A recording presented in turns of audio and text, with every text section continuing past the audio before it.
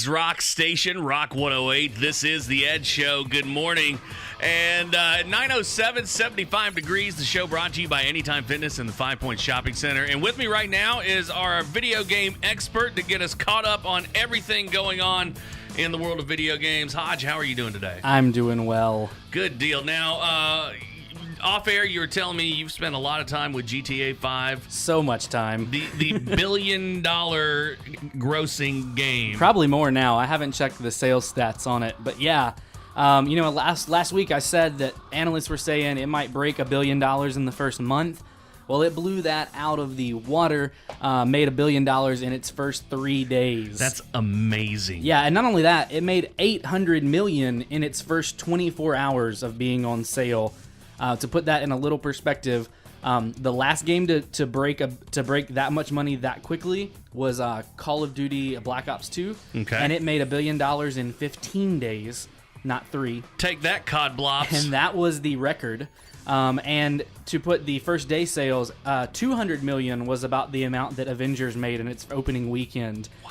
And I know the prices are a little bit different. You're looking at a $60 game as opposed to like a $10 or $15 ticket, but still. Those numbers are nothing to shirk at. This game has definitely cemented itself in video gaming history. Yeah, they need to change the name of the company to Cash Cow. That's right. But I've been playing a ton of it. And so I come up with the things that I like about it. Man, the depth of the story in this game. I've been a GTA fan for a while, so I've played all the GTAs that have come out since. I didn't play 3. Not really. But after that, I played them all. And this game is so good with a story. You play as 3 characters, like I said last week, and because of that, the variety of what you can do is really good. If you get bored with one dude, it's cool, just go to the other guy. They're always going to be doing something interesting, and there's all sorts of different missions, so the story is super in-depth and better than any game that I've played like that. The graphics are fantastic, which has not ever been a selling point for GTA. No. I mean, it's always been kind of cartoony type. Yeah, they've always been kind of cartoony. This game, the graphics are actually phenomenal. I was just on a wave runner because it seemed like a good idea, and riding around on the ocean. I'm like, holy crap, this water is so beautiful.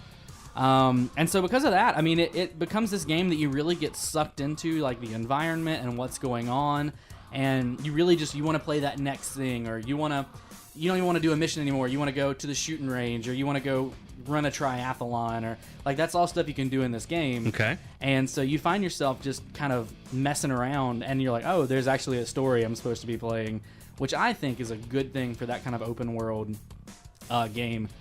I do want to remind everyone out there that's listening that this game is definitely mature in all capital letters. And I know I read a lot on the internet this weekend that kind of bummed me out of parents buying this game for their kids. I've seen that too. And not knowing what they were getting themselves into. There are a lot of games out there that get a mature rating just because of violence, like your Call of Duties, your Battlefields. And those are shooters, and you know that they are. And that's pretty much all it is that you're going to shoot people and there's going to be blood. Grand Theft Auto is not the case with like that. It is mature in so many ways. And if you're a parent out there buying it for your kid, you need to educate yourself and know that it's not something really for your kid. This is a game for you, or a game for your older kids. Absolutely. One of the guys on one of our sister stations was telling me that within like 30 minutes, he's in a strip club getting a lap dance, and there's a lot of language being spoken that I can't use on the air. Yeah, the language in the game is very colorful. I remember even the first couple of missions, just the language between the different people was very, very, very vivid. But yeah, it's something that you need to know going into it. Don't buy it for your 5-year-old is what I'm saying. Absolutely. So, but I mean, gameplay, everything else. Is this worthy of the 10 of 10 rating IGN gave it? 100% worthy of the 10 of 10 that IGN gave it. I've never been so enthralled and it just kind of wrapped into a world in the way that GTA really does in this game. It's definitely Rockstar knew what they were doing when they took their 5 years to make this game.